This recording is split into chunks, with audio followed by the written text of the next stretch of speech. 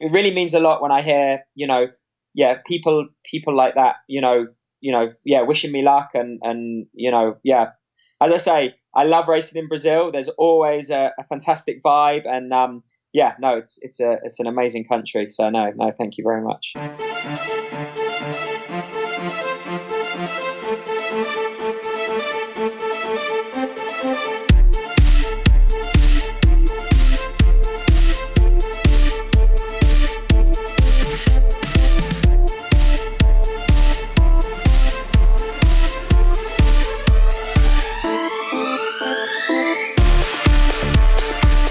Olá pessoal, sou o Michel Bogli e este é o Endorfina Podcast. Aqui você ouve minhas conversas com triatletas, ciclistas, corredores e nadadores, pessoas interessantes que são, acima de tudo, movidas à endorfina.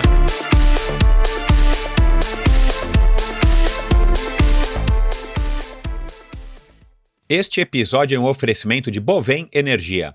Você sabe como funciona o mercado de energia no Brasil? Você sabe que é possível comprar energia para sua empresa e indústria? Que você também pode escolher de quem comprar esta energia, o que pode gerar uma economia substancial no custo final da sua produção? Conheça então a Bovem Energia. A Bovem é uma comercializadora de energia que também presta serviços de gestão e migração. Assim como meus convidados, para a Bovem, energia é um assunto muito sério. Uma empresa sólida e confiável, com profissionais experientes e treinados para lhe oferecer agilidade no atendimento, robustez e competência na condução dos negócios. Saiba mais em boven.com.br, boven.com.br.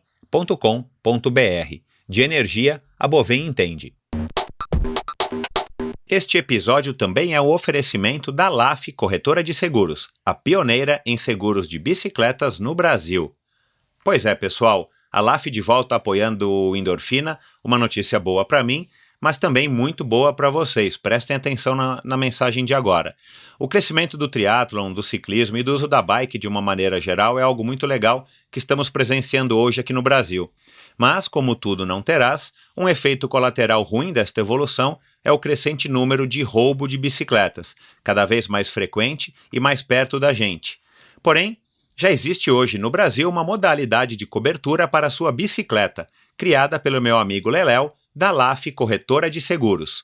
Contratando um seguro com a LAF, você tem as seguintes coberturas: roubo durante o treino, roubo ou furto qualificado dentro da sua casa ou durante o transporte, seguro contra danos causados durante o transporte, reparo a danos ou substituição de peças após um acidente ou queda.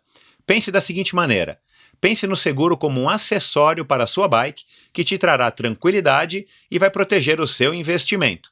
Se você contratar um seguro para a sua bicicleta hoje com a LAF, você ganha 10% de desconto no valor da sua apólice.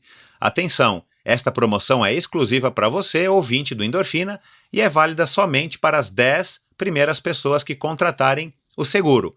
Então, somente os 10 primeiros que contratarem o seguro é que terão o desconto exclusivo de 10%. Portanto, acesse agora o site www.lafseguros.com.br/endorfina e solicite a sua cotação. Atenção, o desconto só é válido para esta URL que o pessoal da LAF criou para a gente. www.lafseguros, LAFseguros, tudo junto, .com.br/endorfina, tá bom? Vamos lá, pessoal, aproveitem! E agora eu quero aqui dar as boas-vindas a mais um patrocinador do Endorfina Podcast, a Cyclops. A Cyclops no Brasil é importada e distribuída pela ProParts. O Cyclops Hammer é o rolo top de linha na categoria Smart Trainer do fabricante americano. É um rolo inteligente que redefine o conceito do treino indoor para criar a melhor experiência possível. Um rolo estilo Direct Drive que elimina o contato com o pneu e é capaz de simular com bastante precisão qualquer treino ao ar livre e inclinações de até 20%. Um disco volante interno preciso e balanceado replica a inércia das pedaladas como nenhum outro rolo, além de eliminar as indesejadas vibrações. Além disso, um sistema de resistência eletromagnética de resposta rápida faz com que você possa mudar de resistência em um piscar de olhos. Esqueça os vizinhos chatos, sua esposa, marido ou os filhos. O Cyclops Hammer é super silencioso. Rodando a 32 km por hora, por exemplo, ele gera apenas 64 decibéis de ruído. Para você ter uma ideia, é o equivalente ao som de duas pessoas conversando em um tom normal, ou mesmo que um aparelho de som ou televisão ligados, também num volume normal. Portanto, você pode literalmente treinar com qualidade em qualquer horário e local. Eles pediram aqui para eu ler um texto, eu vou ler agora para vocês e depois eu faço as minhas considerações. Vamos lá. Cyclops Hammer ainda oferece o sistema Power Tuned, que usa a tecnologia Power Tap para leituras precisas de potência, o que permite que você saiba com precisão a energia que está gerando. O encaixe direto permite uma maior compatibilidade com os diferentes desenhos dos quadros de triatlon, estrada, gravel e mountain bike, além de eliminar o custo com os pneus. O inovador sistema de resistência eletromagnética fornece uma rápida resposta em máxima potência, permitindo que o rolo faça uma leitura de terreno bastante precisa e consistente, sem que você seja limitado pelo rolo. Conecta-se perfeitamente a aplicativos de treinamento virtual com a especificação ANT+FEC duplo e Bluetooth 4.0, o que garante que você terá uma conexão estável com os aplicativos de treinamento sem quedas de sinal ou interferências. E você ainda pode adquirir o sensor de cadência, que é vendido separadamente.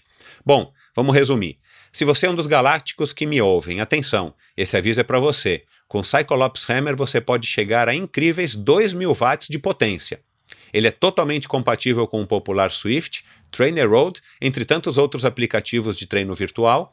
Serve tanto para os quadros com encaixe de roda traseira no padrão standard de blocagens, como também para os quadros com o sistema True Axle, além de ser totalmente seguro, portátil e fácil de usar, e vem uma outra vantagem incrível.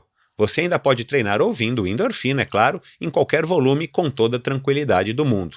Com certeza, o melhor produto desta categoria disponível hoje para você, que pode facilmente comprá-lo aqui mesmo no Brasil. Aliás, quem é que hoje traz um rolo de treino de Miami? Vamos lá, né? Bom, entre no YouTube e procure por Cyclops Hammer. Até a semana passada, pelo menos, eram 30 vídeos, onde você pode conhecer a fundo o produto e todas as suas qualidades. Confira então na página do Facebook qual o revendedor mais perto de você ou tire suas dúvidas com a ProParts para saber como adquirir o seu. A página no Facebook é Cyclops Trainer Brasil. Eu vou soletrar CYCLEOPS, tudo junto, Trainer, TRAINER, Brasil, com S. Agora você não tem mais desculpas para fazer sempre o melhor treino. Olá pessoal, sejam muito bem-vindos a mais um Endorfina Podcast, esta edição de número 47, uma edição especialíssima, a primeira incursão do Endorfina Podcast e a minha, numa entrevista com um atleta gringo. No episódio de hoje, vocês vão ouvir uma conversa com Tim Don. E eu estou muito feliz porque depois de muitos e-mails, muita troca de e-mails, eu consegui espremer na agenda do Tim, que vocês podem imaginar que é super apertada, ainda mais agora, às vésperas do Ironman, uma horinha para a gente bater um papo e conhecer um pouquinho mais da história desse grande campeão que escreveu uma página importante na história do triatlon mundial e brasileiro. Essa ideia começou no ano passado, logo depois que ele quebrou o recorde do Ironman aqui no Brasil, como todos vocês sabem.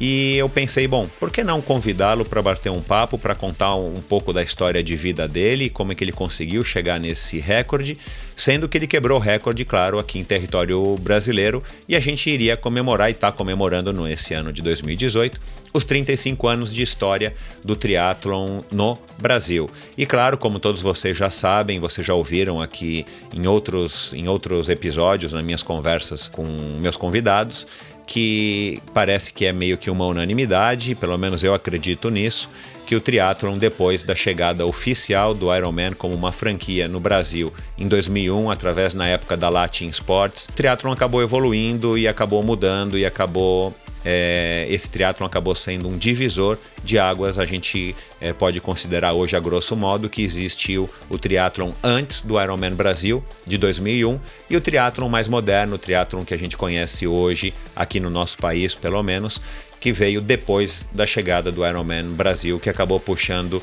o nível da organização dos eventos para cima, o que foi muito bom para todo mundo que participa, inclusive para os próprios promotores e organizadores de evento. Então eu pensei, por que não chamar o Tim para contar um pouco dessa história aqui pra gente, mesmo que ele não seja um brasileiro, mas ele teve o prazer, a sorte e o talento de escrever um capítulo importante na história do triatlon, justamente aqui no Ironman Brasil, que tem todo esse contexto, essa história de 18 anos já realizados aqui ininterruptamente na cidade de Florianópolis. Então, que hoje numa conversa, como eu falei, que dura um pouquinho mais de 60 minutos, o Tim falando sobre o passado, a história dele, o que deu para ele a base em termos esportivos dele na infância e o que foi preciso, o que é preciso para se quebrar o recorde mundial e depois daquele acidente que aconteceu com ele há 2 dias antes do Ironman do Havaí, ele ter optado por escolher um caminho mais difícil, que é a tal da auréola, a Halo, que todo mundo aí também já deve saber, se não sabe, vai lá no site do Tindom e assiste ao filme, tindom.com, e simplesmente para poder voltar a competir. Essa era a opção que ele tinha. Você quer voltar a competir com maior probabilidade de ter sucesso nos teus treinos e continuar competindo em alto nível, o caminho mais curto é você, durante 3 meses, usar uma auréola parafusada para fora da sua caixa craniana e aliviar a pressão do pescoço, que foi onde ele teve a lesão. Enfim, como vocês já sabem, ele já está classificado para Kona e ele já deve estar em Kona a uma altura dessa. Eu gravei essa entrevista um pouquinho antes da data de hoje. E ele então está prestes a fazer história novamente, com maior retorno, maior regresso de um atleta no Ironman do Havaí, depois do acidente que ele vivenciou exatamente há 12 meses. Então espero que todos vocês curtam essa conversa, que foi uma conversa exclusiva para vocês do Brasil, a primeira vez num formato longo, né, um formato aí de 1 hora, a primeira vez contada por ele mesmo e também a primeira participação dele em um podcast depois de ter se classificado para a Kona. Então espero que todos vocês curtam, deem um alô pro Tim, deem um alô aí para mim se vocês gostaram desse episódio mais que especial, e obrigado a todos que participaram da promoção da On Running do Brasil, e parabéns ao Mariano e à Mari, que foram os contemplados, que adivinharam que o meu convidado de hoje seria o Tindom e levaram para casa um par de tênis cada um, um oferecimento da On Running. Então, muito obrigado a todos vocês, espero que vocês curtam, bons treinos, boa sorte para quem já está indo para Kona, para quem está de viagem marcada para Kona, boa sorte para quem vai competir em Kona e até a semana que vem num episódio também muito especial e bacana. Abraço! Neste primeiro episódio internacional e inédito do Endorfina Podcast, eu não poderia estar mais feliz em dar as boas-vindas a este convidado mais que especial. E não é apenas pelo fato dele ser uma pessoa, um atleta, um pai e um marido legal. Também porque ele vem nadando, pedalando e correndo nos últimos 26 anos. Foi campeão mundial júnior, participou de 3 Olimpíadas e ganhou diversas provas ao redor do mundo, entre elas diversos Ironman 70.3, algumas delas aqui no Brasil, e desde 2017 protagonizou 2 das mais impressionantes histórias recentes no esporte do triatlon. Tindom estabeleceu um novo recorde mundial para uma distância de Ironman com 7 horas 40 minutos e 23 segundos, a mais rápida até hoje, exatamente aqui no Ironman do Brasil. Alguns meses depois, apenas 2 dias antes de Kona, ele foi atropelado por um carro enquanto treinava com sua bicicleta, causando uma lesão severa na coluna cervical que poderia tê-lo deixado afastado do esporte para sempre. Ele decidiu então não desistir. Ao invés disso, ele escolheu o caminho mais difícil para aumentar suas chances de voltar a competir. Ele escolheu a auréola. E hoje, apenas alguns dias antes do Campeonato Mundial de Ironman em Kona, ele está prestes a escrever um novo capítulo na história do triatlon. Com certeza vocês vão gostar dessa conversa exclusiva e inédita para o público brasileiro. Antes de iniciar o episódio, eu não poderia deixar de agradecer a On Running, que como patrocinadora do Tim e do documentário The Man with the Halo, também acreditou na ideia deste episódio. Agora no Brasil, você já pode usar os tênis suíços com a exclusiva tecnologia CloudTech, que proporciona uma aterrissagem macia, seguida de um arranque explosivo. Em outras palavras, você se sentirá correndo nas nuvens. Vamos dar as boas-vindas ao inglês Tim Don. Olá, Tim. Bem-vindo ao Endorfina Podcast. Muito obrigado por ter aceitado aí o convite. Como vai? I'm very well, thank you. No, Estou I'm muito bem, yeah, obrigado. tired from training, Cansado but depois really do good. treino, mas estou super bem. Nós estamos gravando esse episódio há um pouquinho mais de 30 dias, 34 dias antes do Ironman de Kona, Tim. Então, muito obrigado aí por ter encaixado esse espaço na sua agenda para bater esse papo aqui comigo e com os ouvintes do Endorfina. E eu faço ideia como está concorrida a tua agenda e como está tua rotina de treinos aí nessa reta final, depois de ter se classificado para o Ironman de Kona desse ano. Bom, vamos começar? Conta pra gente aqui, pros nossos ouvintes, como é que foi sua infância, onde você nasceu, Tim, fala um pouco da sua família, como é que foi o seu contato com os esportes lá no comecinho da sua vida. O teu pai é um juiz de futebol, é um juiz da FIFA, ele foi também, começou a carreira como juiz de futebol, trabalhando em escolas. Conta um pouco aqui pra gente esse comecinho da vida em relação com os esportes. Yeah, I mean, I was born in West Sim, London eu in nasci 1978, no oeste de 40 years Londres ago. em I've got an older 1978, sister, então 40 Nicola, anos atrás. Eu who's tenho also uma very irmã mais sporty. velha, a Nicola. Ela também faz bastante She's won age group esportes. medals at Ela ITU já ganhou em várias She rode competições, for Oxford em University. triatlon. Ela bicicletou She's na got Universidade de winter triathlon. Oxford Yeah, e já ganhou Engadine o cross country triatlon de skiing. She's inverno maybe more em talented than me. Engadine. And Em very esquiar, academic. ela pode ser até melhor do que eu e também muito acadêmica. Ela vive na Suíça, né? Você falou em Engadine? Yes, that's right. She lives in Switzerland. Sim, ela mora na Suíça she's e she's got two ela children. tem duas crianças, Yeah, she's married dois to filhos. a Swiss guy. Ela casou com um who's, suíço top que lad, very nice. ele é bem legal, gosto dele. E como foi sua vida esportiva desde garotinho? You know, when I was younger, we were definitely a family who weren't. Sabe, quando eu era mais jovem, a gente era uma família que We were always outside. a gente não era muito riding, ocioso, a gente sempre walking. I saía, remember going on lots of walking holidays. pedalava, andava. Eu lembro que a gente ia em várias férias de andar pelo campo lá na Inglaterra. Quando eu tinha 7, eu nadava antes da escola, depois da escola, nos domingos, adorava andar de bicicleta. Era parte das nossas vidas. A minha irmã fazia bastante esporte, meu pai, a minha mãe também. Então, pra gente, voltava da escola, fazia as lições de casa e saía, seja jogando futebol, eu também pedalava enquanto meu pai corria, a gente ia juntos, a gente fazia muita coisa fora de casa, era bem saudável. Foi a minha infância. Ô Tim, e só por curiosidade, esse era um estilo de vida comum na época onde você morava? Ou sua família era meio fora da curva por ter esse estilo de vida mais voltado para os esportes, para as atividades outdoor? Eu acho que com os meus amigos era bem normal, mas normalmente mesmo em Londres, na minha idade, quando eu era criança, era muito videogame, o Commodore, Atari, todo mundo jogava aquilo, todo mundo voltava para casa da escola, assistia TV e eu não curtia, eu preferia sair, pedalar, jogar futebol. De novo, nos finais de semana, às vezes a gente ia para o norte da Inglaterra ver amigos e a gente saía para andar 10 quilômetros, levar um piquenique. Era sempre... A gente nunca ficava muito ocioso mesmo como uma família. Entendi. E o seu primeiro contato com bicicletas foi através do BMX? A minha primeira bicicleta, eu lembro, eu acho que eu ganhei uma quando era bem mais jovem, mas era um Rally Blackburn BMX. Então, isso era quando eu tinha 7, 8 anos.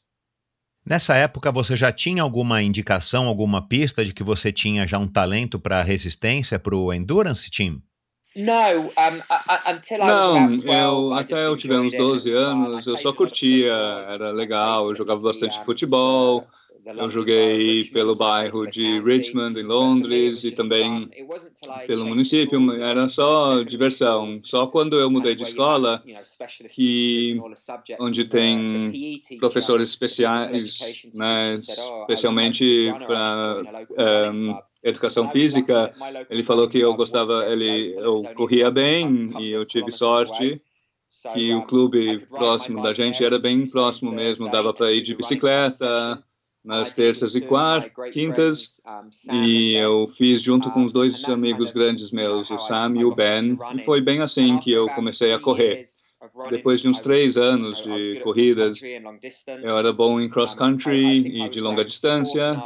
Eu acho que eu cheguei em 4 no ranking do nosso município, mas era só 2 na minha escola, porque o Sam e o Ben, os dois já tinham competido no Commonwealth Games. Uau! Então foi 3 anos depois disso, quando eu tive mais ou menos 15, a gente teve um novo cara que veio ficar com a gente, que ele vinha da Somália, ele corria muito, mas ele era muito mais jovem que a gente, Mo Farah, o nome dele, né? Ganhou nas Olimpíadas 4 vezes, 4 medalhas olímpicas. Então eu corria com ele 3 vezes por semana por uns 4 anos. E ele estudou na sua escola ou era escola... Ele foi para a minha escola rival, mas a gente ia para o mesmo clube. Então, a minha escola era St. Mark's e ele ia para Feltham Community College. E tinha muita rivalidade entre as escolas. Mas a gente treinava nas terças e quintas, e cada segundo domingo do mês a gente ia para o parque ou Virginia Waters para uma corrida um pouco maior. Que legal, incrível, eu não sabia disso. Tim, e quando que você optou, quando é que você decidiu pelo triatlon?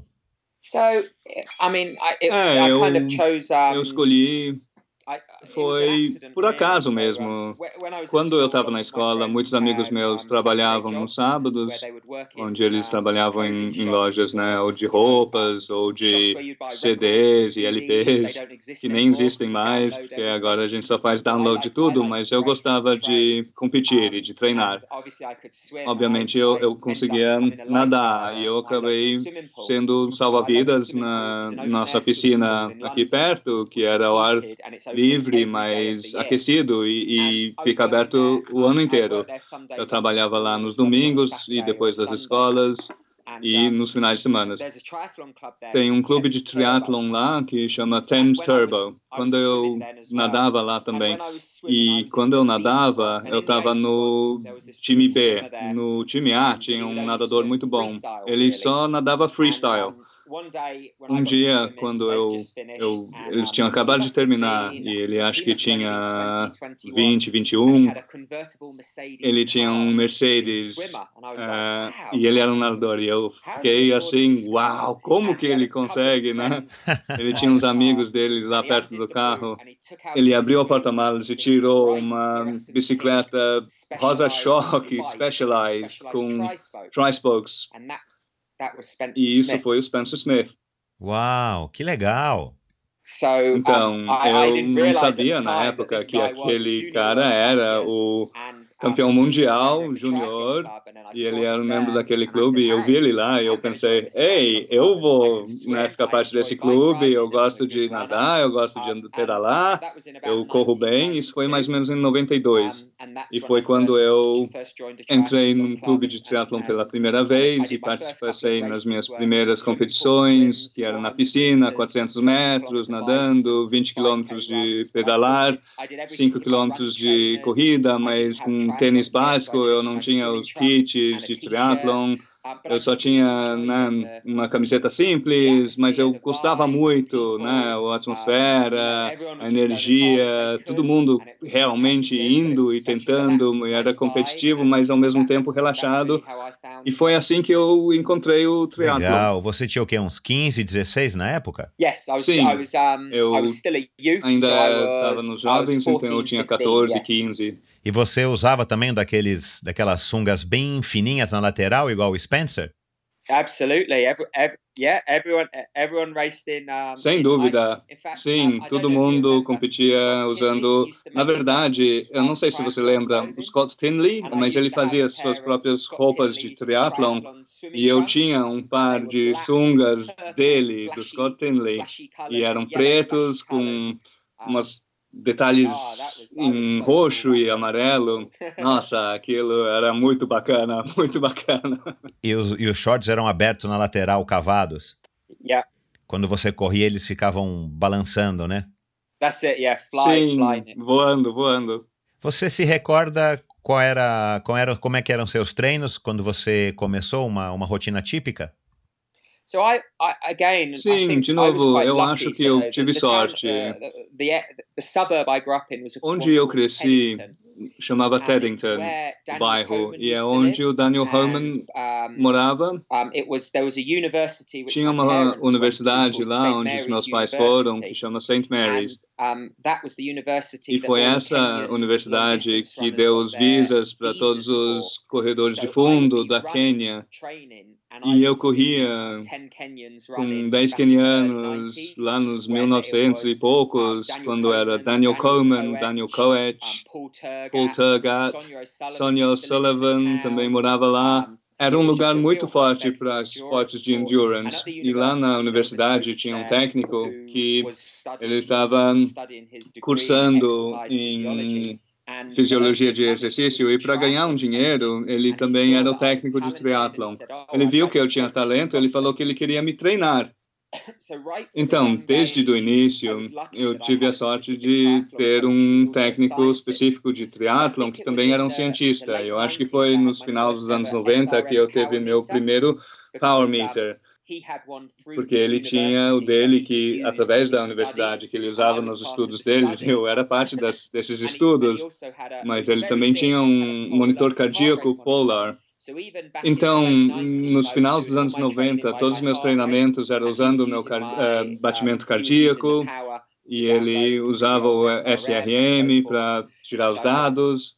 Nossa, quando eu penso de novo, teve outra pessoa com quem eu treinava também, o Stuart Hayes. Ele representou o Reino Unido nas Olimpíadas, e a gente nadava juntos desde 6 anos de idade. E um outro, o Richard Stannard, que era um dos melhores atletas do ITU dos anos 90. De novo, eu era bem próximo dele. Tinha todos esses atletas de endurance, né, de nível mundial. Eu estava no lugar certo, na hora certa. Exatamente, um privilégio. Você se recorda qual foi a sensação quando você primeiro cruzou sua primeira linha de chegada? Você ficou surpreso, estava muito cansado para comemorar? Qual foi a sensação? Eu lembro que a primeira competição em que eu participei, eu fui muito mal. Mas eu lembro que eu terminei sorrindo. Foi numa piscina onde eu trabalhava. E a gente tem aqui 5 feriados, segunda, são feriados nacionais, e eles tinham triatlons todos esses dias. Era local, e eu lembro que eu nadei super bem, eu pedalei, eu não estava treinando direito, eu pedalei 10 quilômetros e eu pensei, nossa, eu estou exausto, eu não tinha garrafinha de água. Né? Depois desses 10 quilômetros eu tive que correr 5. Olha, não foi muito rápido, mas eu realmente gostei. Eu sei como é que é. Eu usei uma barra de chocolate na minha T1 quando eu competi meu primeiro triatlo em 88. Bom, como é que foi a evolução? Como é que foram os próximos resultados na sua carreira? Foi então que eu percebi, tudo bem, eu realmente preciso treinar em tudo. Então, eu economizei e comprei uma bicicleta de corrida, e depois o Graham Fletcher foi o nome dele. Ele começou a ser meu técnico. A próxima competição que eu participei foi um duatlon. Foi 5 quilômetros de corrida, 20 quilômetros pedalando e 2,5 correndo de novo. E o Stuart Hayes, que estava no time nacional dos juniors, ele falou, poxa, se você chegar nos primeiros 6, você pode competir na Europa. E eu fui, nossa, e ia ser na Finlândia. Eu pensei, bom, parece legal. Então, eu participei e eu cheguei em 6º lugar. E o Stuart, meu amigo, chegou em 7º lugar. Então, eu acho que ele ficou arrependido de ter me contado. Mas foi aí que Então, o técnico do time nacional veio e falou, olha, a gente gostaria de te escolher, mas só tinha 14 anos, eu tive que conversar com os meus pais, eles pensaram e concordaram. Foi na minha segunda competição que eu qualifiquei. E minha terceira competição foi na Campeonato Europeu de Duathlon, na Finlândia. Então, realmente, aconteceu muito rápido, foi de noite para dia. Bom, em 1997 você se tornou profissional. Sim, eu terminei com a escola em 1997. Não, desculpa, foi no verão de 96. E eu trabalhei como salva-vida para ganhar um dinheiro. Eu também decidi trancar por um ano antes de começar a faculdade. E eu estava competindo na Europa, na Inglaterra. Eu estava indo bem. Eu fui para o Campeonato Mundial na Austrália, em Perth. Mas eu fiz super mal, eu acabei nem terminando e os meus pais falaram, olha, você vai começar com a universidade agora? E eu falei, olha, eu não sei, eu não fui muito bem, eu gostaria de tentar de novo. E eles falaram, olha, se você consegue ganhar um dinheiro, né, se empregar, daí você pode tentar, mas depois disso você tem que fazer a faculdade. E eu concordei totalmente. E daí aquele inverno, eu fui para Zimbábue, na África, para treinar. Eu tinha um amigo lá e tinha nós quatro de nós que fomos. E lá é muito alta a altitude. Foi no... Isso foi o inverno de 97, 98, e eu treinei super bem aquele inverno. Voltei, eu ganhei minha primeira competição. Eu comecei a competir na Copa ITU. Eu ainda era um júnior, mas eu estava conseguindo, né, 8º lugar, 5º lugar, 6º lugar, contra Oliver Marceau, Dimitri Gar, Ron Burrell, quem mais? Richard Hobson, Len Cook, alguns dos atletas um pouco mais velhos, mas eu estava competindo como júnior. Eu participei no Campeonato Europeu de Triathlon Júnior. A noite antes da competição, eu fui nadar com o Spencer e o AJ, o Andrew Johns, e saí da piscina. E a minha bicicleta não estava lá. Eu pensei, eles estão me zoando, onde que eles esconderam? Mas eu não consegui achar. Eu voltei para o hotel e alguém tinha roubado a minha bicicleta. Então, 6 da noite, e eu estava começando às 8 da manhã no dia seguinte, e alguém tinha roubado minha bicicleta. Então, conseguimos uma bicicleta do Expo, mas era pequena demais, os freios estavam invertidos, e eu até competi bem, eu cheguei em 2º lugar, mas eu não estava confortável, as minhas costas estavam doendo, esse tipo de coisa. Eu percebi naquele momento que tem uma enorme diferença entre ganhando um título mundial ou europeu e chegando em 2º, 3º, 4º lugar. Então, eu continuei competindo. Eu acho que eu cheguei nos primeiros 3 lugares no pódio, mas os meus pais queriam que eu começasse na universidade, mas eu falei, olha, vai ter o Mundial 98, né, em Lausanne, e se eu ganhar, eu vou virar profissional. Se eu não ganhar, se eu chegar em 2º, 3º, 4º lugar, tanto faz, eu vou começar a faculdade e vou começar a estudar e triatlon só em 2º lugar. E eu não sei se foi sorte ou não, mas eu virei o campeão mundial júnior e isso abriu as portas, né, para patrocinadores. Teve uma série de triatlons na Austrália que chama St. George Formula One, Super Sprint Racing. Eles me ofereceram um contrato, né, para competir. Eles falaram, olha, 6 meses, a gente paga tudo, acomodação, né, viagem. E eu falei, sim, por favor. Então, os meus pais falaram, tudo bem, você pode ser um atleta de triatlon profissional. E acho que foi assim que eu virei profissional. E como é que foi a receptividade deles? Ou será que no fundo, eles não esperavam que você ia conquistar, ia se dar tão bem em Lausanne? Eu acho que em Lausanne, eu acho que eles não entendiam o esporte, sabiam como eu ia ser bom. Meu pai, ele já trabalhou no futebol, né, no Premier League na Inglaterra, nas Olimpíadas, como juiz mesmo. E para ele, né, esporte profissional, ou você faz milhões de dólares, né? E ele viu que triatlon não era assim. Mas eu ainda era jovem. Eu acho que eles sempre sabiam que eu poderia, né, fazer a faculdade, mas eles deixaram eu ir atrás dos meus sonhos e pelo menos tentar. Eu acho que eles queriam que eu tentasse e de repente não conseguisse do que nunca tentar. E eu realmente tive sorte que os meus pais pensavam assim e deixavam eu fazer isso. É claro, assim você pode experimentar por você mesmo e tirar suas próprias conclusões, né? Absolutely. And yeah, they were very supportive. Sim, sem dúvida. E eles me apoiaram muito. Eles realmente me apoiaram. Eu acho que eu tive sorte com minha família, com minha rede de treino, todos os meus amigos. Mesmo agora, nesse estágio do meu... Você precisa dessa rede de apoio, porque é difícil ser um profissional. Em poucas palavras, na época, na sua percepção, qual era a principal diferença entre ser um amador e um profissional?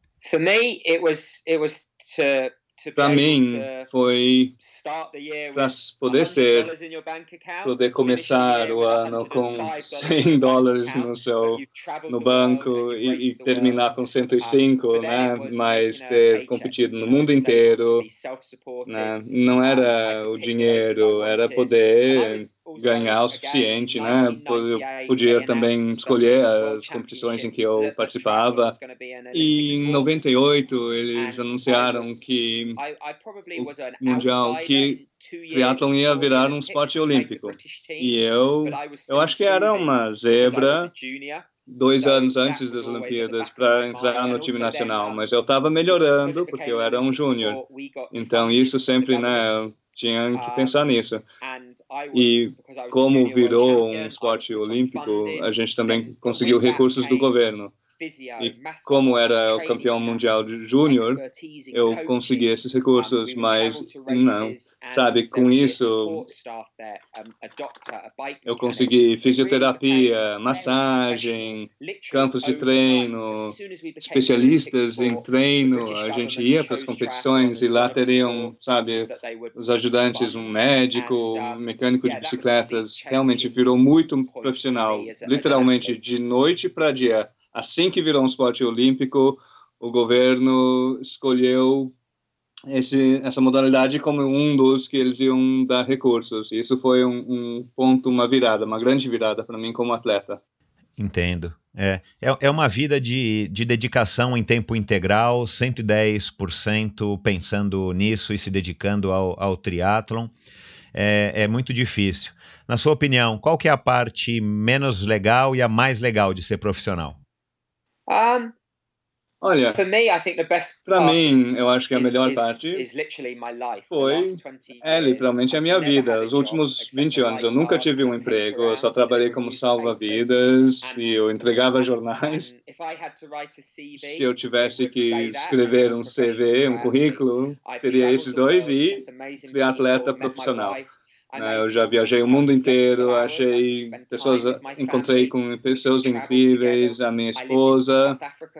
Eu já morei na África do Sul, estou morando nos Estados Unidos agora, faz 5 anos e meio. Já treinei e morei na Inglaterra, na Europa. Para mim, isso me sinto tão sortudo. Foi um privilégio. Isso realmente foi a melhor parte. E a pior parte é difícil. Como você disse, se eu não treino, eu não vou competir bem. Se eu não competir bem, eu não vou ter os resultados. Daí eu não ganho os bônus, o dinheiro, patrocínio, você sabe. Se você está fazendo em 80%, você não vai conseguir como profissional. Você tem que ter aquela garra todo dia. Tem dias que você não está afim, né? Mas você pensa, olha, isso aqui põe comida na mesa, paga pela casa, a educação das minhas crianças, né? O carro, daí você realmente consegue retomar. Mas é bem difícil. Eu não posso ter um mês onde eu penso, não, só trabalho numa loja, só vou para casa mais cedo hoje, né? É um estilo de vida, 24 horas por dia. Como você come, eu não quero pegar a doença delas. você realmente não tem como ficar sem trabalhar. Ser um profissional é mais do que só pedalar, correr e nadar. Realmente é. Eu concordo. Como é que é a sua rotina hoje num dia atípico? O que o Tim Don faz? Qual é que é a sua rotina hoje? Agora, hoje, por exemplo, eu acordei às 5:30 da manhã, tomei um café e bebi uma água, saí para correr por meia hora, bem fácil, voltei. Eu tive que fazer uma entrevista no telefone com uma revista na Inglaterra que chama 220. Depois eu fui para a academia e fiz uma sessão de 45 minutos com meu preparador físico. Voltei para casa, tomei café da manhã e agora estou fazendo um podcast com todo mundo aqui no Brasil. Oi, todo mundo. Depois disso, vou pedalar por 90 minutos, bem fácil, tranquilo. Depois eu volto para casa, vou almoçar. Depois eu tenho vou ter massagem às 2:30 e hoje à noite vou sair para correr mais uma meia hora. Daí eu volto, janto, vou para a cama e começa tudo amanhã. Segunda-feira, em geral, é fácil, porque ontem eu fiz uma corrida de 32 quilômetros, né? Uma nadada, sessão de yoga, mas sim, sempre em movimento. Ah, legal. Do ponto de vista do treino, Tim, o que mais mudou desde que você começou como profissional até hoje? Definitivamente a ciência, sabe? Eu tive sorte, a gente estava usando a ciência, mas todo mundo tinha monitores cardíacos, mas agora a gente entende os dados melhor, né? O ritmo cardíaco, a força, mesmo a força quando você está correndo, recuperação, carga de treino, estresse total, carga crítica. Eu acho que agora os técnicos são tão melhores em usar esses dados para realmente conseguir o melhor com o atleta. A gente sabe mais sobre dieta, nutrição. Quando eu comecei, não tinha aqueles gels, a gente não tinha cafeína, sabe? Os shakes de proteína não eram tão bons, agora tem muito mais minerais, nutrientes, a pesquisa sobre treino em altitude não era tão definitivo. Perfil de sangue, onde eles tiram uma amostra do seu sangue, você sabe o que você precisa, não precisa, aquele mineral, aquela... Acho que agora você realmente consegue ver. E a tecnologia do equipamentos também. Eu uso On Shoes 20 anos atrás, sabe? Esses conceitos, todo mundo ia falar, você tá doido, dormindo em barracas de altitude, bicicletas de carbono, aerodinâmicas, rodas de aro alto, componentes cerâmicos, sabe? Trajes de competição que te ajudam a ir mais rápido, capacetes aerodinâmicos. O triatlo está na vanguarda de tudo. É um esporte que aceita os desafios e muda os desafios e realmente pega eles para si próprio. Eu adoro esse lado disso. Bom, em termos de alguma coisa adicional, um treinamento adicional que você faz, core training, yoga, meditação, café, vinho tinto...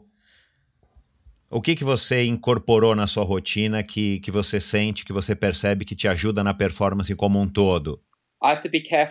Eu tenho que tomar cuidado com o vinho tinto, né? Pão de queijo, cheese balls.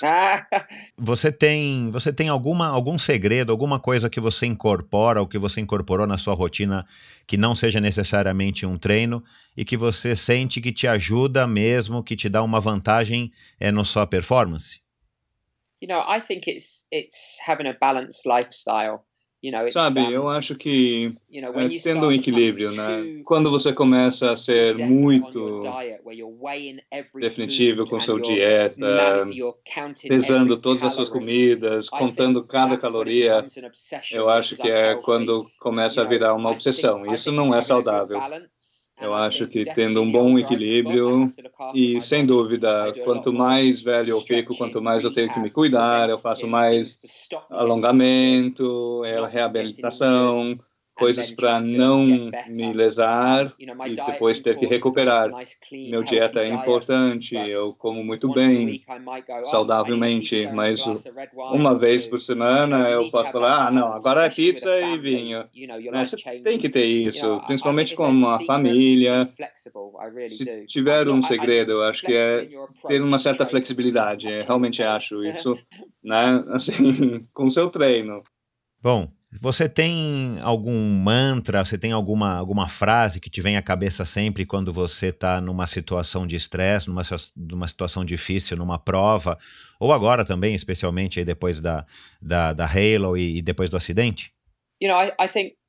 Sabe, eu acho que quanto mais eu tenho feito esse esporte, eu percebo quanta sorte eu tenho tido. Não muitas pessoas têm sido profissionais por 20 anos e nem tantas têm tido tanto sucesso como eu. Então eu realmente, eu acho que a minha mantra é curte cada momento, porque amanhã, literalmente, de repente eu não vou conseguir fazer o que eu estou fazendo hoje. Sim, muito inteligente. Como um atleta, qual você acha que é a sua grande vantagem com relação aos demais triatletas?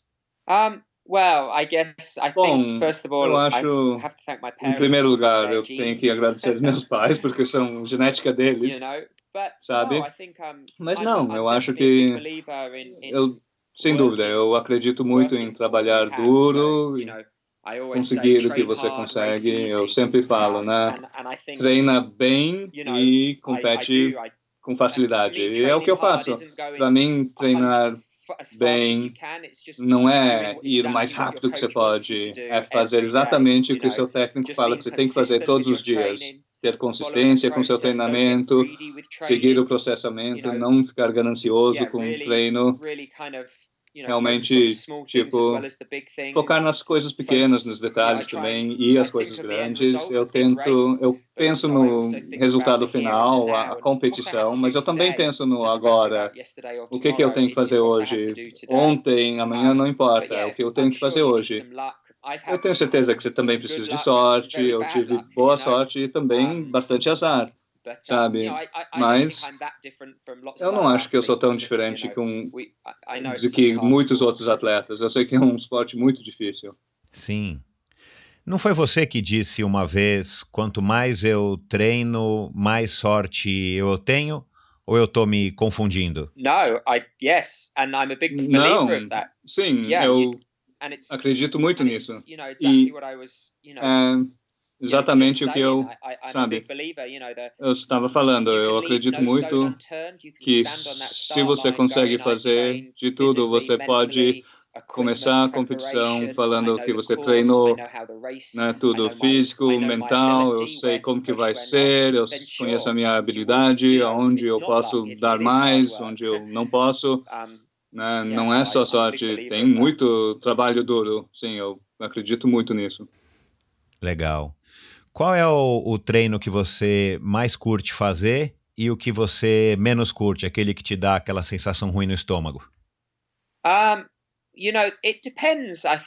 Sabe, depende. Eu acho que para mim no momento depende do meu fitness. No momento eu realmente estou gostando de correr.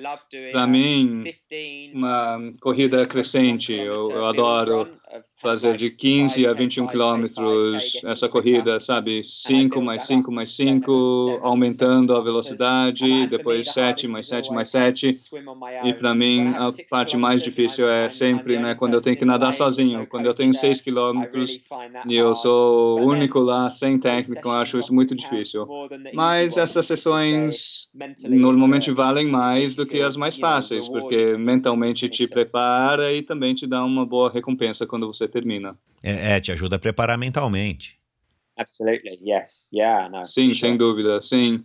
Bom, Brasil, Florianópolis, né? Floripa, como se fala, o seu recorde mundial, as suas vitórias no 70.3 do ano passado, o próprio Team Bravo, o que representa para você? Sim, para mim, eu estava lá esse ano assistindo a competição também e, sem dúvida, competindo no Brasil eu nunca fui até uns 4 anos atrás. Aí eu fui para Brasília, para a competição da América do Sul. Foi fantástico. Eu encontrei com o Thiago e o Leo pelas primeiras vezes. E a formação, a criação do Team Bravo começou lá. E sim, Ironman realmente é muito difícil. Quando as coisas vão bem, quer dizer que realmente dá muita satisfação. Para eu ter conseguido um tempo tão bom quanto eu consegui, foi uma coisa fantástica. Eu tinha competido e ganhado um Ironman antes, mas essa foi a primeira vez que eu fui para valer. 8 horas, foi a primeira vez que eu senti confiante no meu treino e na minha habilidade de realmente fazer um Ironman. Até então, eu estava indo muito bem no 70.3, mas eu não tinha realmente feito um bom Ironman antes. Então, para mim, realmente era o foco principal ano passado no Brasil. Eu também comecei a trabalhar com um técnico de ciclismo e isso teve um grande impacto não só no meu ciclismo, mas também nas minhas corridas. Sim, claro. Eles são interdependentes, claro, entre eles, né? Yes, yeah. Foi o dia perfeito? Foi a prova perfeita para você, Tim? No, definitely not. Não, definitivamente não. Eu acho que eu poderia ter ido mais rápido na corrida. Olha, a parte de nadar foi fantástico. Teve uns nadadores bem rápidos, mas eu fui bem. Eu queria realmente ir rápido nos primeiros 35 quilômetros de pedala. Eu achei que alguns iam me acompanhar, mas estava indo bem. Eu consegui manter os números que os meus técnicos tinham falado. Eu comecei a corrida me sentindo bem, mas eu acho que não foi perfeito, não. Tinha umas coisas que eu poderia ter melhorado, sem dúvida. Sim. Bom, você ficou tão impressionado quanto o resto do mundo com essa tua performance em Floripa? Porque eu tenho a impressão de ouvir outros podcasts e de ler entrevistas com você que você, claro, curtiu, comemorou e foi um feito importante para você, mas você levou ele mais assim, vamos dizer, na boa, né? É isso? Foi assim mesmo? A impressão que eu tenho é correta? Sim, olha, a primeira coisa, quando você vira campeão mundial, ninguém consegue tirar isso de você. Você será o campeão mundial para o resto da sua vida. Mas com um recorde mundial, bom, alguém sempre vai conseguir bater. Para mim, eu fiz a melhor competição que eu consegui naquele dia, naquela hora. Eu realmente queria ganhar, eu sabia que ia ser rápida. O Brent quase conseguiu o recorde mundial ano passado, acho que foi 40 segundos abaixo, mas para mim eu não tinha nenhuma ilusão que se o Jan ou o Sevi, se eles tivessem tido lá, eu não teria ganhado com tanta margem. Quem sabe o que teria acontecido? De repente a gente teria sido até mais rápidos, né? Cada um competindo com o outro. Para mim, eu quero usar para aumentar minha confiança, né? Antes da Conan, que eu consigo um 2,44 na pedala.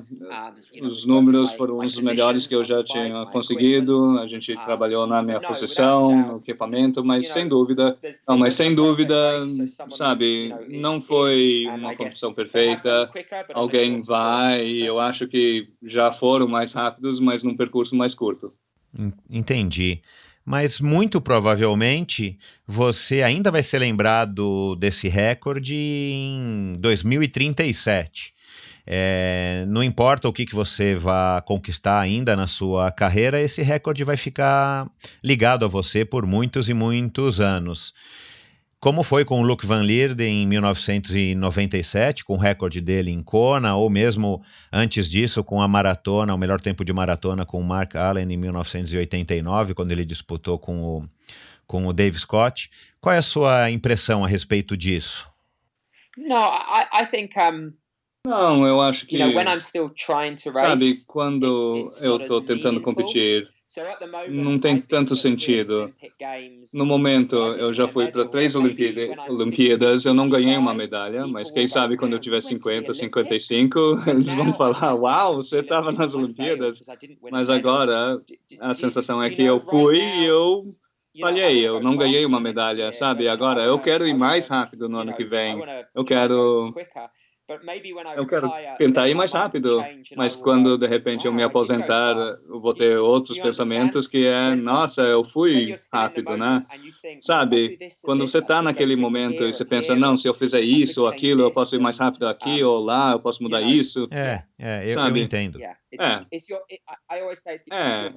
Eu sempre digo que é a perspectiva que é importante do que você conseguiu.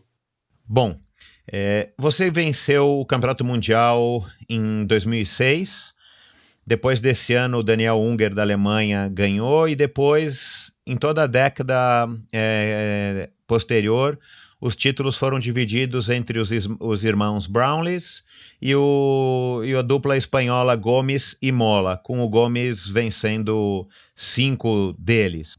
O Marcos Paulo Reis, que quem está nos ouvindo aqui em português já conhece, foi o treinador-chefe da equipe que representou o Brasil em Sydney, lá no ano 2000, e também um convidado que já teve aqui no ano passado, aqui no Endorfina, ele fez a seguinte pergunta para eu passar para você. Na sua opinião, Tim, qual é o futuro do esporte agora que a gente tem vivido essa geração de novos garotos e garotas que começaram no triatlon, não vieram de outros esportes? Você acha que o triatlon agora está experimentando, está vivenciando uma nova geração também, que primeiro se tornaram campeões olímpicos, já se tornaram campeões de 70.3 e também agora estão migrando para o Ironman, como já fez muito bem feito o Jan Frodeno. Você concorda com essa perspectiva? Você acha que a gente vai estar vendo cada vez mais provas rápidas e um novo jeito de correr as provas de longa distância num futuro mais próximo? Sim, eu acho que os atletas mais jovens vão ser mais rápidos, porque eles estão começando com triatlon desde o início. Eu acho que as coisas vão ir mais rápidas. Eu acho que os métodos de treino estão ficando mais precisos e mais definitivos. Eu acho que o equipamento está ficando melhor. Não tem dúvida. A gente teve o primeiro campeonato mundial foi em 1989. O Tour de France tem 100 anos de história. A gente tem tanto espaço para crescer. Quando você vê a corrida de 100 metros, todo mundo está o mesmo. Quando você vê 10 quilômetros, todo mundo é o mesmo. 400 metros livres. Mas agora você tem Jan Frodeno, que é bem alto, que é bem baixo, Daniela, Lamahan, a gente ainda está achando perfeito, tipo, o triatleta perfeito. E eu acho que isso é bem animador. Eu acho que vai ficar mais rápido, mais táticas vão estar envolvidas e espero que continue crescendo e expandindo, porque é um esporte incrível. Como que você vê, Tim, o nosso esporte em 5 e daqui a 10 anos? A adaptação para se tornar um esporte olímpico no final dos anos 90, com as provas de vácuo que você viveu. Agora o Team Relay. Você considera uma evolução ou uma transformação do nosso esporte? Concordo, eu acho que agora o que a gente vai ver é que vai ficar mais a distância de sprint e o relay no ITU, então vai ser um atleta diferente.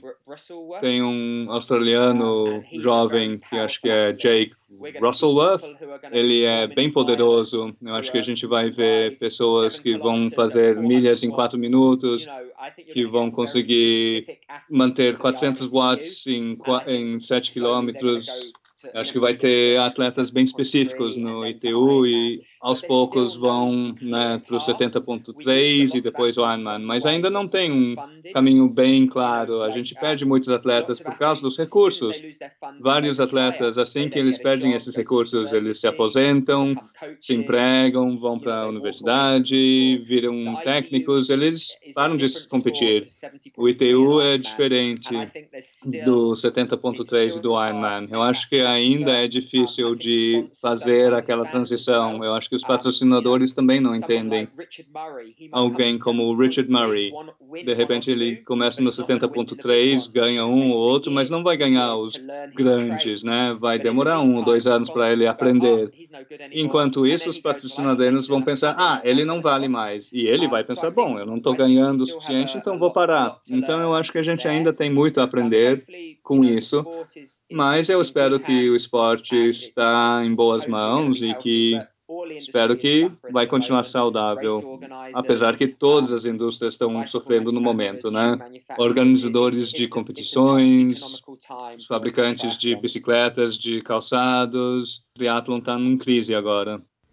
Esse ano a gente está comemorando agora os 40 anos do Ironman do Havaí e, por sinal, a gente está celebrando também 35 anos do primeiro triatlon realizado no Brasil pelo José Inácio Werneck, que contou já essa história para a gente aqui no episódio lá atrás, que foi inspirado também no Ironman do Havaí. Ô Tim, como é que você vê o futuro das provas de Ironman? Você acha que elas vão estar mais no estilo do 70.3 de hoje, onde cada micro detalhe conta e as provas são super rápidas?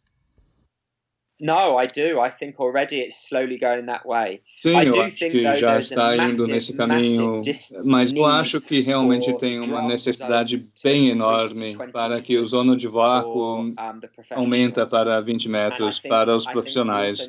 E eu acho que a gente também precisa que as pessoas que os fiscais de percurso, sabe, os fiscais, a maioria deles só fazem isso, não são profissionais. E eu acho que seria fantástico se a gente conseguisse, de repente, nas competições principais, né, que a gente tivesse alguns fiscais bem profissionais que são realmente muito bons e podem também educar os outros, orientar os outros, porque eles conseguem ver as táticas. Eu acho que se a gente não fizer isso, vai tudo ficar mais rápido, a corrida vai ficar mais rápido, a natação vai ficar tão importante. Se você não conseguir chegar lá na frente, você não vai conseguir alcançá-los pedalando, porque agora está ao vivo no Facebook World, tem 2 motocicletas com vídeos, tem mais fotógrafos, mais fiscais, tem as motos de polícia, e aquele pelotão realmente ganha uma grande vantagem. E não é a culpa dos atletas, é só o jogo, o esporte. Então, eu acho que a gente, sem dúvida, está vendo nos próximos anos, o esporte vai ter que fazer uma decisão em como fiscalizar essa parte do ciclismo. Senão, vai ter competições menores, onde o Lionel Saunders, sabe, Kamworth, Andrew Starkovich, mas vai ficar muito mais que nem no Texas, onde você vai ter que correr menos do que 2,40 para ganhar uma das grandes. A UCI também tem discutido isso, essa questão de carros e motos, muitas motos no percurso, em virtude dos acidentes cada vez mais frequentes durante as provas envolvendo ciclistas e motos e carros. Também é uma questão importante para se refletir para o futuro do esporte.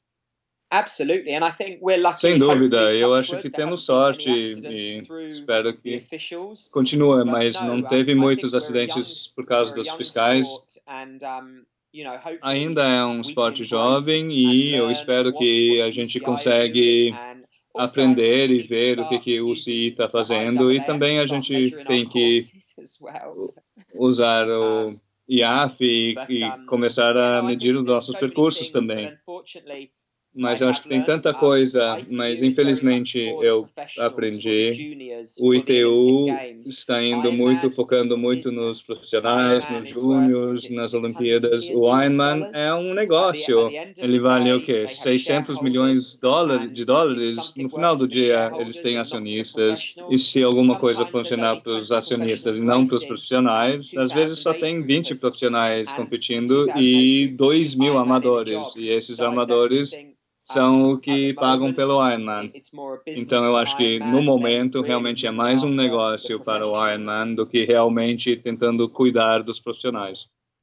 Bom, É inevitável a gente tocar no assunto do acidente antes da gente terminar essa conversa, mas eu não vou ficar fazendo aqui as perguntas que todo mundo já está cansado de saber, ou o Tim já está cansado de responder a respeito do acidente. Quem não conhece a história do Tim desde o ano passado, por favor, acesse o YouTube ou o site dele, que vai estar nos links do episódio de hoje, para vocês ficarem sabendo um pouquinho mais sobre o acidente através do filme The Man with the Halo, que a On Running lançou agora no primeiro semestre.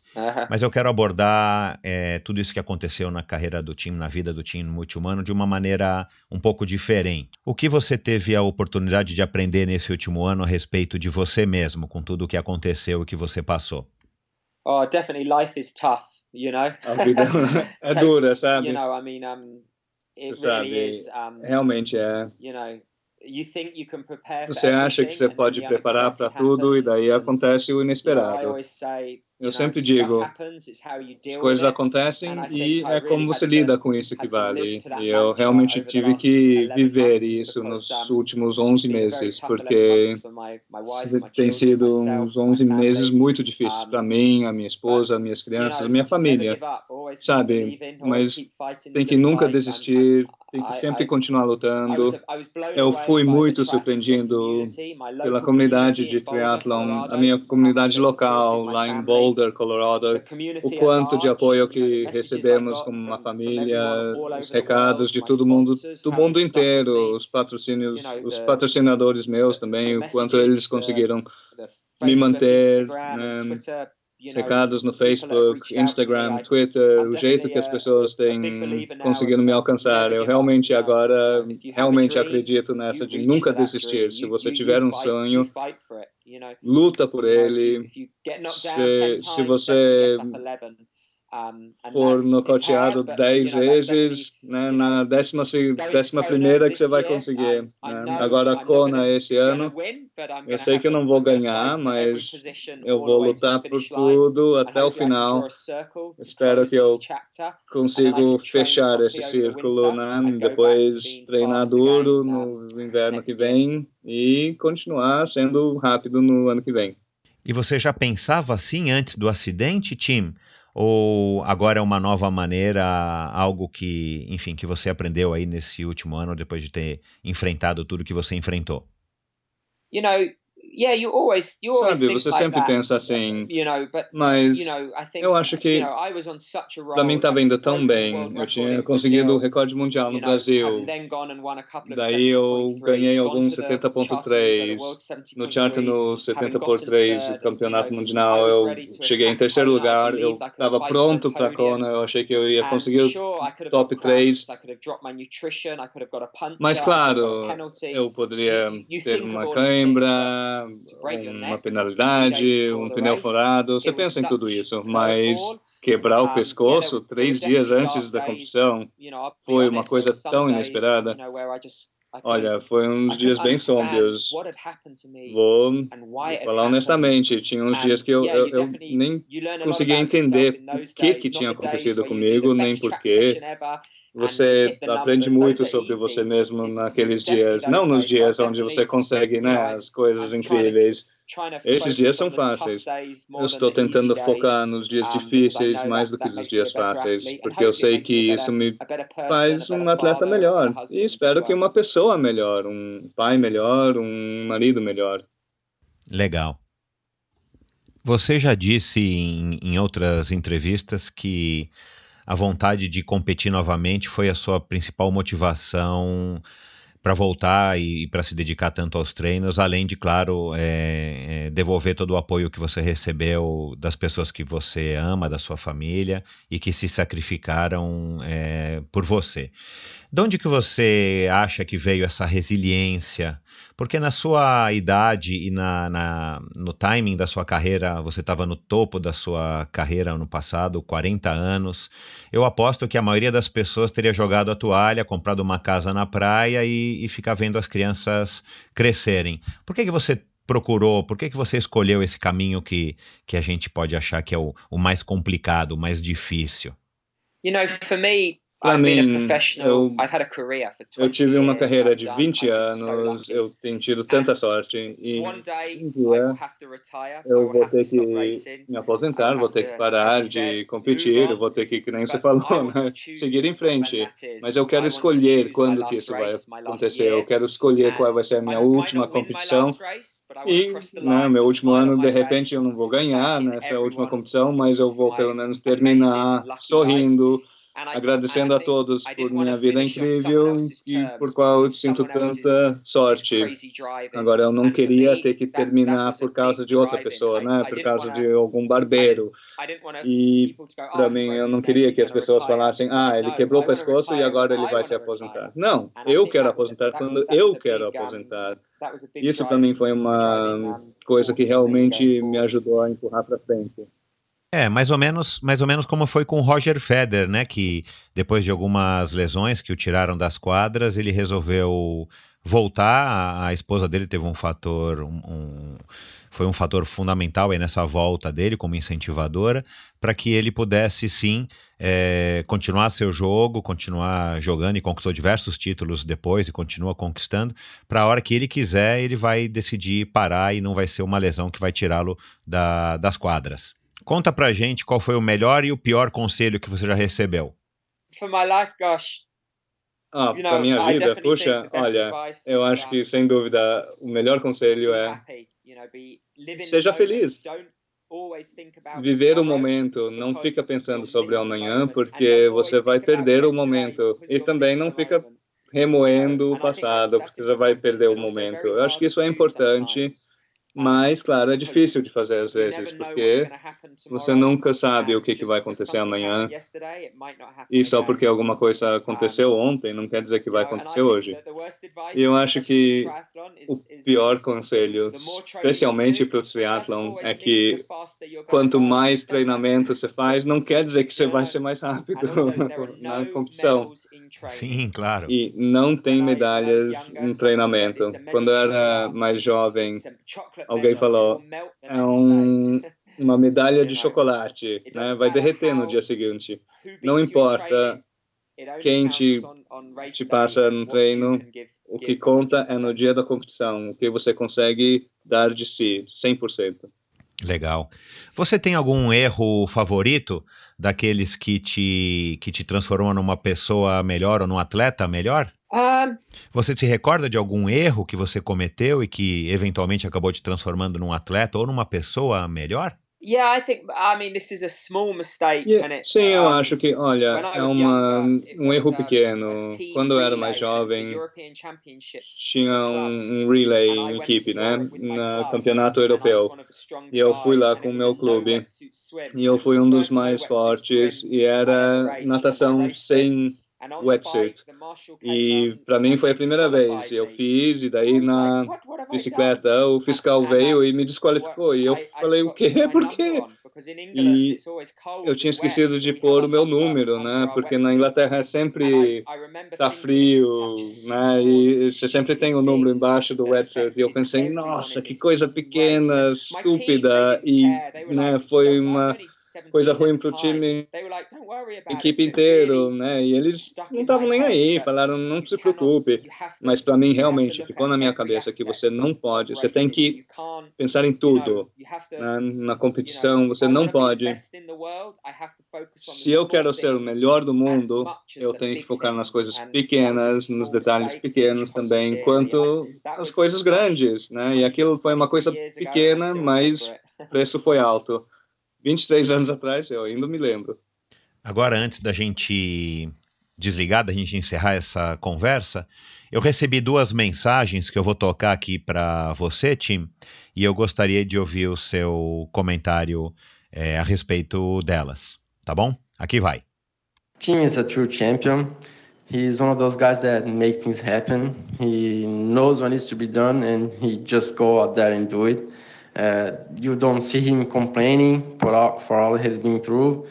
And since the first time that I met him, I think in Las Vegas in 2012 for the 7.3 World Champions, he was always a really nice guy, so I'm a big fan of him. I can't wait to race him again in Kona. It's an honor, always an honor. And I wish him all the best in his preparation. And be careful when riding outside. And see you soon. Esse foi o Igor Amorelli, 14º no Ironman do ano passado. Igor. No, Igor. Não, sabe, o Igor. Eu tenho tanto respeito pelo Igor. Eu descreveria como o profissional demais, sabe? Ele trabalha duro, ele curte. Eu realmente gosto quando a gente compete juntos, porque eu sei que vai ser honesto. Ele é o melhor brasileiro no Ironman pelos últimos 5, 6 anos. E isso é imponente, porque o triatlon é grande no Brasil, né? Tem tanta pessoa que tentam tanto de ganhar dele, né? De ser o melhor, mas ele sempre volta mais forte. Ele realmente é um competidor incrível, um campeão incrível. Hi Tim, Carlos Galvão here, Ironman Brazil Race Director. First of all, I'd like to congratulate you for the Kona slot. You deserve it. Yes, you did. You are a hell of an athlete, complete. You got all the resilience and perseverance that an athlete has to have. And I don't know if you are aware of how many Brazilians, thousands of Brazilians cheer for you and will be cheering for you there in Kona this year. Okay, my friend? Good luck. See you there in Kona and be safe. Bye-bye. Thanks, buddy. Esse é o Carlos Galvão, diretor do Ironman Brasil. Yeah, I mean, I think that just goes to show olha, eu acho que isso mostra how big our sport is, quanto o esporte está grande, mas também o quanto pequeno está. A gente tem relacionamentos no mundo inteiro. E eu veio assistir o Ironman no Brasil. Esse ano foi um dia bem emocionante. Você precisa de pessoas como o Carlos no esporte. É uma paixão, um estilo de vida. E realmente...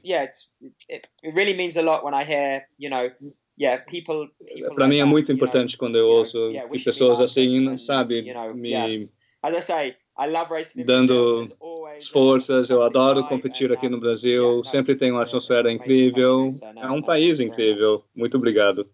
Agora que você se classificou para a Kona, finalmente, não foi fácil, quem acompanhou aí seus últimos meses sabe disso. Mas, claro, você é Tindon, está acostumado a desafios difíceis e você conseguiu.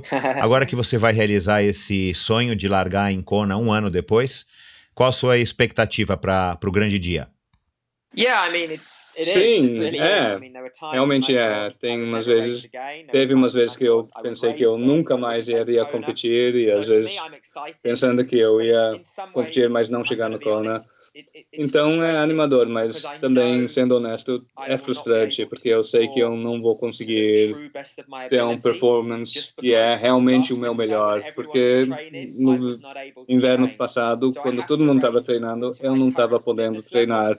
Então eu tenho que competir, né, conforme meu fitness agora, e eu vou fazer o que eu posso, mas a não ser que tenha alguma milagre, eu acho que eu não vou chegar no top 3. Mas se eu conseguir top 10, realmente vai ser muito legal. Então é isso. Eu realmente quero estar lá. E quanto mais perto eu fico, né, eu fico pensando, puxa, estou treinando, mas se eu só tivesse mais um mês, mais umas semanas, eu poderia ficar mais com condicionamento melhor. Eu vou curtir o dia, vai doer, mas eu vou tentar curtir o dia também. Você está se preparando psicologicamente para largar em Kona, Tim? Que eu tenho certeza que vai ser bem emocionante para você. Eu acredito que você vai estar bastante emotivo a hora que você estiver na água ali, a poucos segundos do tiro de canhão. Você já pensou nisso? Não posso pensar nisso agora. Eu tenho que me focar no processo. O que vai ser legal, o que seria legal. A minha família está na Inglaterra no momento, porque a gente está indo para a Inglaterra morar lá, e a minha esposa, a minha filha vão vir assistir a competição, mas o meu filho, que é um pouco mais jovem, não vai poder, porque a viagem é muito longa para Havaí. E é só a segunda vez que eles têm me acompanhado e assistindo, então vai me dar uma emoção grande, e eu quero realmente compartilhar essa experiência, e com a Kona também, né? realmente vai ser muito animador. Eu sei que vai ter muitas emoções nesses dias, mas eu quero ter o melhor dia que eu posso ter e que quando eu terminar, que eu quero saber que eu realmente fiz tudo o que eu pude. Obrigado. Boa sorte lá em Kona. E uma última curiosidade. Quem é mais durão? A Kelly ou você? Definitely Kelly. A Kelly, sem dúvida. Ela tem que lidar comigo, né? Eu sou muito sortudo, ela é incrível. Manda lembranças para ela, para toda a tua família. Parabéns aí por tudo que você conquistou na sua carreira, especialmente aí nesse último ano, pelo tudo que você passou. E é isso.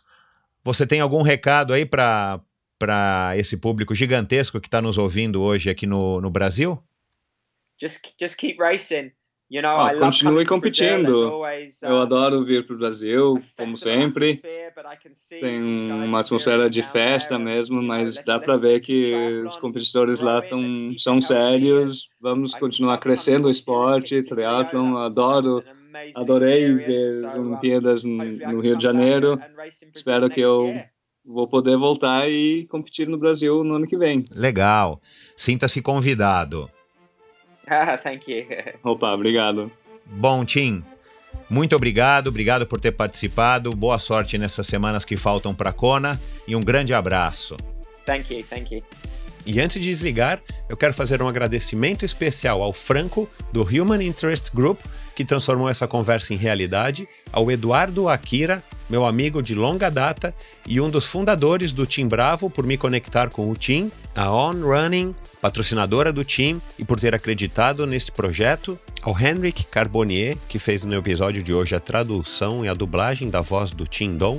Se vocês procuram um tradutor e intérprete ou alguém para fazer tradução simultânea, procurem no Henrik, eu vou colocar no post do episódio de hoje o endereço de e-mail dele. E também gostaria de fazer um agradecimento muito especial à minha filha mais velha, Michelle, que gentilmente cedeu sua doce voz para a gravação na versão em inglês dos textos dos patrocinadores que tornaram este episódio viável.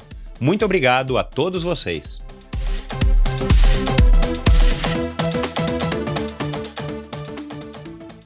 Este episódio foi um oferecimento de Bovem Energia. Você sabe como funciona o mercado de energia no Brasil?